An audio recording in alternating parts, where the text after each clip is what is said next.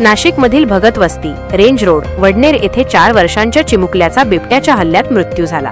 ही घटना शुक्रवारी 8 तारखेला रात्री 8 वाजता घडली। आयुष किरण भगत वय 4 वर्ष असे मृत चिमुकल्याचे नाव आहे। वन विभाग व पोलिसांच्या 3 तासांच्या शोधकार्यानंतर थर्मल ड्रोन व श्वान पथकाच्या सहाय्याने त्या चिमुकल्याचा मृतदेह उसात सापडला। शुक्रवारी रात्री 8च्या सुमारास घराबाहेर आयुष बसलेला असताना बिबट्याने त्याच्यावर अचानक हल्ला करीत त्यास फरफटत नेले। मुलगा दिसत नसल्याचे पाहून आजूबाजूला पाहिले असता त्याची रक्ताने भरलेली पॅन्ट दिसली।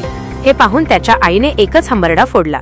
यावेळी परिसरातील नागरिक या ठिकाणी एकत्र आले। घटना समजतात वन विभाग व पोलीस यांचा मोठा ताफाही या ठिकाणी दाखल झाला। तसेच माजी नगरसेवक केशव पोरजे, जगदीश पवार व विक्रम कोठुळे यांच्यासह जवळपास 1000 नागरिक त्या ठिकाणी उपस्थित होते। सहाय्यक वनसंरक्षक प्रशांत खैरनार, वनपरिक्षेत्र अधिकारी सुमित निर्मळ, वरिष्ठ पोलीस निरीक्षक जयंत शिरसाट, उपनिरीक्षक विशाल सपकाळे, प्रभाकर सोनवणे यांच्यासह परिसरातील नागरिकांनी त्याचा शोध सुरू केला।